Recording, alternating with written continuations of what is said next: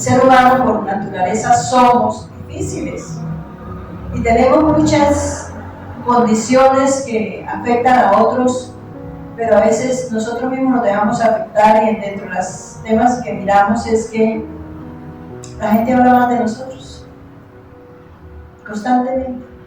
Buenos y sí, buenos sí, malos sí. O sea, siempre malos y sí, malos y no, es lo contrario. Siempre la gente está buscando el punto negro en medio de la pared blanca, porque esa es una característica del ser humano, incluyéndonos nosotros. Entonces, por esa razón, no debemos enojarnos por lo que la gente dice, porque la gente a veces lo dice porque le pareció que era así, a veces porque supuso que era así, y a veces porque quiere que sea así. Y lo habla y lo cuenta y lo dice a la gente porque tiene intereses generalmente de afectarnos.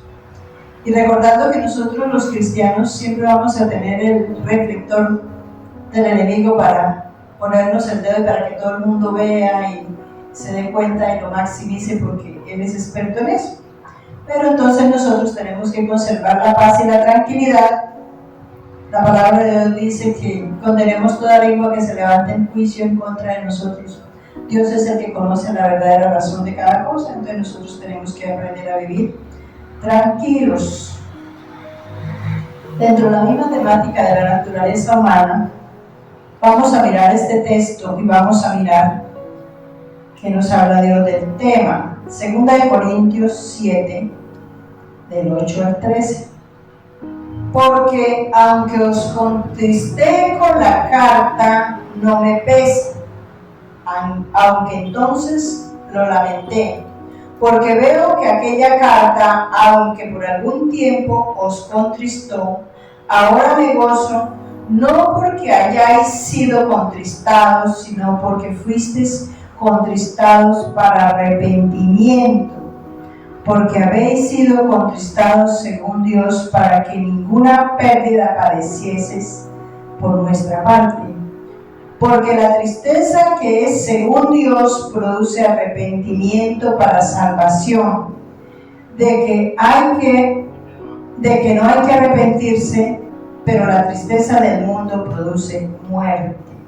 Porque he aquí esto mismo, de que hayáis sido contristados según Dios, qué solicitud produjo en vosotros, qué defensa, qué indignación, qué temor, qué ardiente afecto, qué celo y qué vindicación.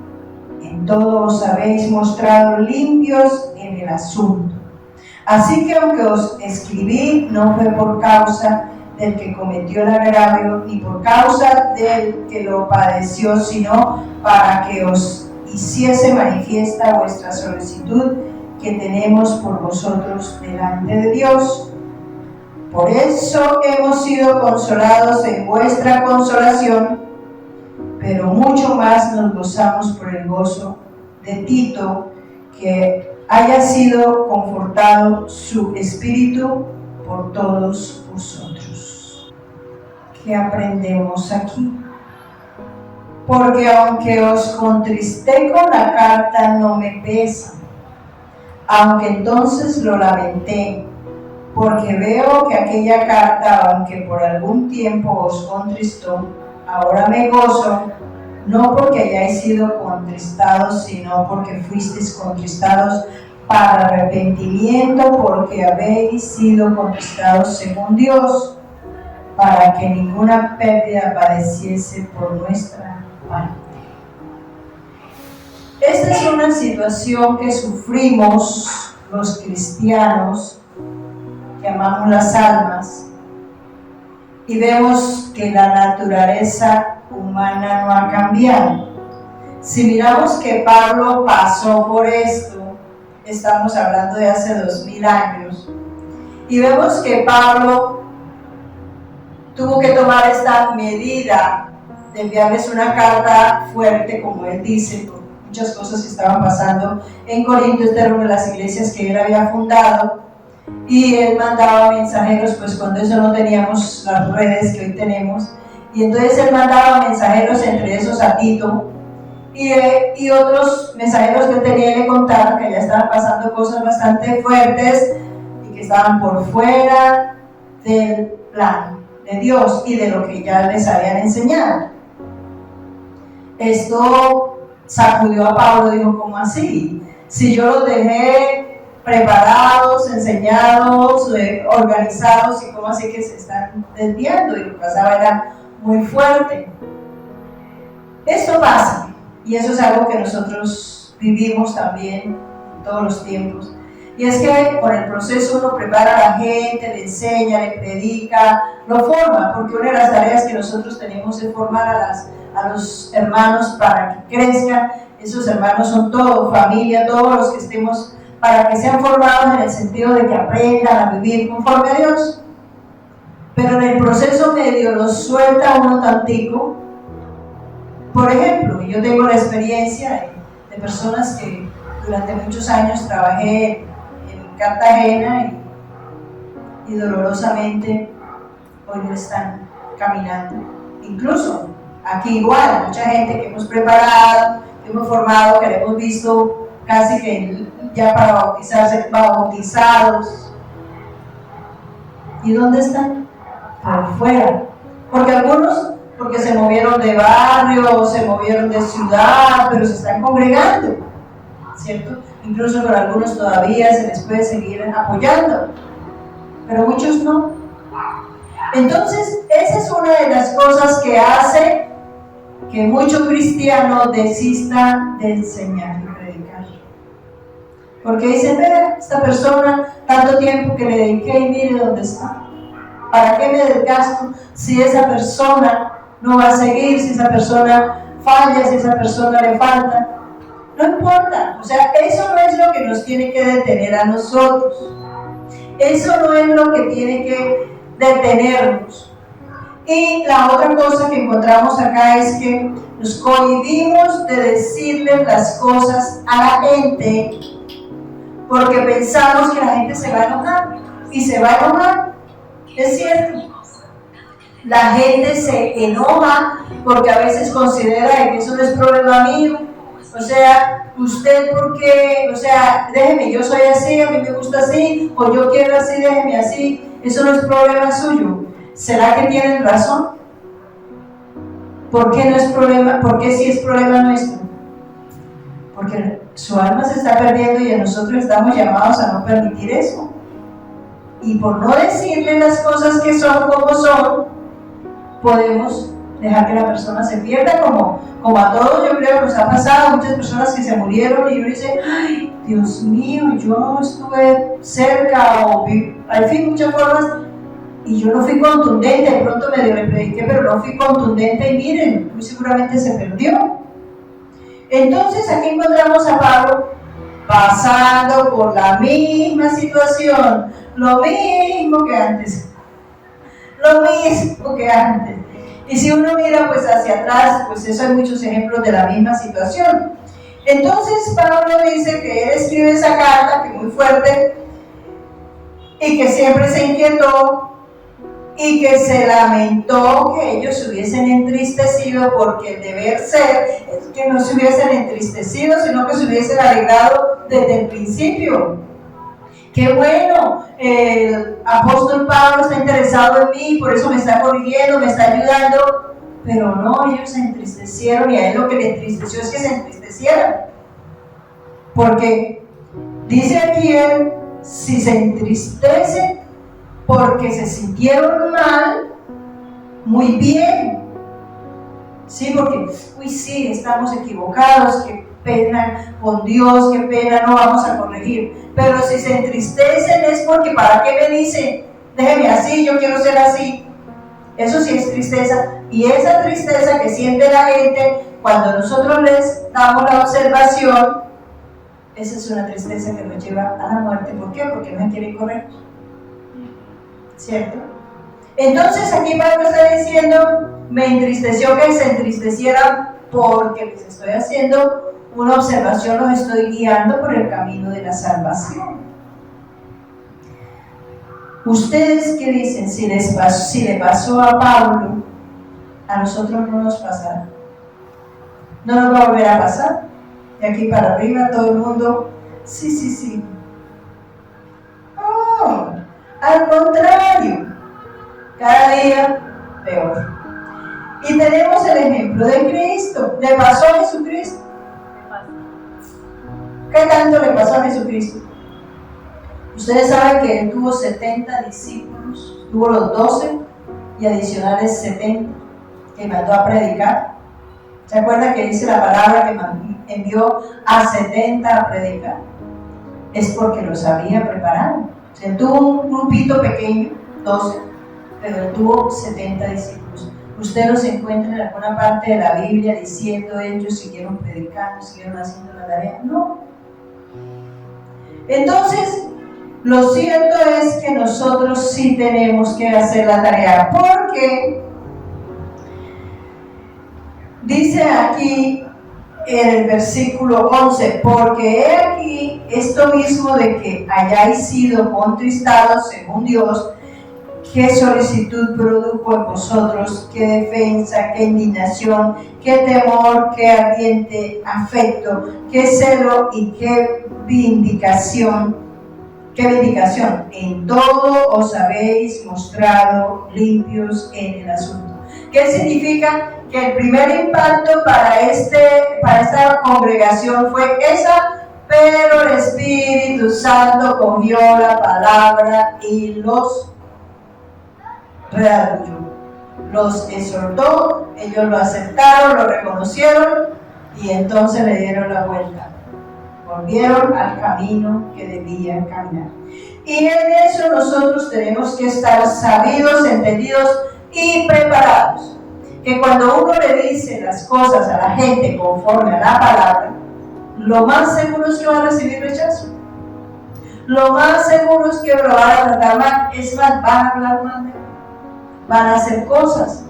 Pero nosotros no nos podemos quedar sin hacer la tarea por esa causa. Porque entonces no pudiéramos predicar. Y entonces, ¿qué va a pasar cuando el Señor nos pregunte qué pasó con esta persona, con esta? Yo le diga, ay no, yo no le dije porque pronto no me deja de hablar. Ay no, yo no le prediqué porque pronto se altera y me dice un poco de cosas, o quién sabe qué haga contra mí. Eso no es razón. Eso le pasó a Pablo. Eso conocemos de Pablo bastante, todas las cosas que le pasaron. Y él no se detuvo. Así que aunque os escribí, no fue por causa del que cometió el agravio, ni por causa del que lo padeció, sino para que os hiciese manifiesta nuestra solicitud que tenemos por vosotros delante de Dios. Por eso hemos sido consolados en vuestra consolación, pero mucho más nos gozamos por el gozo de Tito, que haya sido confortado su espíritu por todos vosotros. Es decir, que Tito sabe, va y se entera de que hubo el cambio, o sea, lo que pasó allí. Entonces dice aquí Pablo que esa carta no era para corregirlos como tal a ellos, sino para que ellos entendieran que Pablo sí estaba interesado en su salvación. Eso es, por eso nosotros debemos hacerle acompañamiento a las personas, hacerle seguimiento, y depende pues de la situación que esté la persona, sin acosarla, con toda la prudencia, y lo mismo el tema de que es que yo debo decirle la verdad, pero ¿cuál es la verdad que yo le quiero decir a la persona? A que sepan, a cantar las 4 verdades, le voy a poner los puntos sobre la I. Esa no es la verdad que Dios manda, porque Dios conoce la intención de nuestro corazón. Yo estoy diciéndole esto a la persona habiendo pedido dirección al Espíritu Santo para que cuando le llegue la palabra la reciba, o si no la recibe ahí, de todas maneras en el proceso le llegue, y si no la acepta, de todas maneras Dios sabe que yo lo hice fue con el único deseo de mi corazón de cuidar su alma, porque esa es la tarea. Nosotros tenemos que estar atentos, alerta, dispuestos a cuidar las almas y no dejarnos intimidar por la reacción de las personas. Las personas que más reaccionan en contra de nosotros son la familia. Son los primeros que se le vienen a uno encima. Primero porque por la confianza que hay por ser familia, pues se sienten en más libertad de decirle unas cosas. Tienen más libertad de acusar a uno, pues porque conocen de pronto la historia que uno ha tenido, incluso de cosas que todavía no hemos sido capaces de vencer, y eso lo usan para decir, y mire. Y pero vea, la otra cosa es porque la familia, y mucha gente, pero especialmente la familia, considera que si yo soy cristiana, a todo le tengo que decir sí, y todo lo que quieran yo tengo que aceptar. Entonces, como no lo hago, y entonces de una vez, ¿qué me viene a decir? Si usted, mire que necesité, mire que le pedí, mire que le dije, mire que fulano, y empiezan a sacarle la lista. Pero nosotros no nos podemos dejar intimidar por eso, no. Nosotros siempre vamos a hacer lo correcto, así el resto diga lo que siga diciendo. Y algo que debemos tener claro es que de Jesús todavía hablan mal. ¿Ustedes se han oído a la gente hablar mal de Jesús? Imagínense, a estas alturas, uno lo ve en el caminar de él, cómo lo maltrataron, porque muchísima gente lo maltrató en el tiempo que él estuvo sirviendo. Y de pronto uno puede pensar, bueno, no sabía, no tenían como mucha certeza de quién era él, pero nosotros sí tenemos la certeza, porque ya sabemos que murió y que resucitó, y que él es el Hijo de Dios. Y hemos visto pues todas las señales, los prodigios y los milagros. O sea, nosotros en este tiempo nadie tiene excusa, pero la gente sigue hablando mal de él. Entonces, ¿qué esperamos? ¿Que hablen bien de nosotros? No. ¿Que nos acepten? No.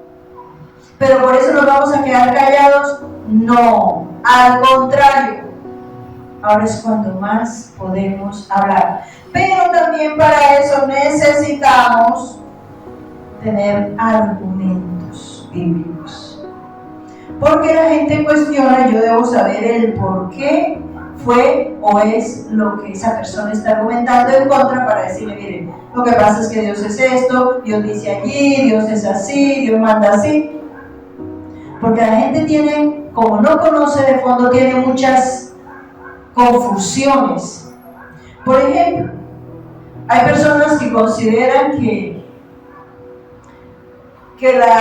una pareja, o sea, que pueden tener varias parejas porque como Dios es amor y Dios nos manda a amar. Eso así lo dice la Biblia, amás. Y por el estilo, muchos horrores, porque la gente no estudia la Biblia, entonces argumenta en contra, pero nosotros sí debemos tenerla clara para decirle no. El plan de Dios es que cada mujer tenga su propio marido y cada hombre su propia mujer. Eso hay varios textos que hablan de eso. Y es a ella y es a él a quien se debe como pareja, a quien debe amar y cuidar como pareja. Pero si yo no sé eso, si yo no tengo la certeza que la Biblia habla de eso, pues no puedo argumentar y me tocará quedarme callada, incluso a veces aceptar que eso es así. Entonces, esta enseñanza que tenemos hoy podemos valorar varias cosas. Una, la naturaleza humana no ha cambiado, seguimos siendo iguales. Dos, y que estemos muy interesados en las almas y que eso nos debe influenciar a llevar la palabra como es, con responsabilidad, con amor, con respeto, con prudencia. A veces queremos soltarla ya porque es que mejor se la suelto ya, pero no era ya. Toca esperar, a veces le toca uno quedarse callado. Dice, no, es que si no se lo digo ahora, después me da la oportunidad. Crea que si es de Dios, le va a poner el momento, la persona y todo para decirlo, para hablar. Tener clara la palabra de Dios, el mensaje, para que nosotros podamos argumentar, porque la palabra hay que enseñarla con argumentos bíblicos, no humanos, bíblicos. Y que aunque nos sintamos que las personas se van a enojar, tenemos que hacer la tarea, porque si definitivamente se enojó, orar que el Señor coja la palabra y se la desmenuce en la cabeza, la procese para que pueda realmente salir adelante. Amén. Vamos a pedir que el Espíritu Santo nos prepare, nos use y que no tengamos ningún temor, no demos intimidad. Soberano Padre que estás en el cielo, te damos gracias, Señor, por tu palabra. Y podemos observar que esta carta, que este servidor tuyo, fiel servidor tuyo, nos deja a nosotros contándonos la circunstancia que tuvo que pasar por haber enviado una carta que parecía fuerte, pero que solo tenía el propósito de alentar, de transformar, de edificar y de arrancar, como dice tu palabra, y que él pudo darse cuenta que esta congregación se afectó para mal al principio, pero que luego tu Santo Espíritu los redarguyó, los exhortó, los convenció de pecado, de justicia y de juicio. Y podemos entender que la naturaleza humana no ha cambiado, que seguimos siendo igual que en esos tiempos,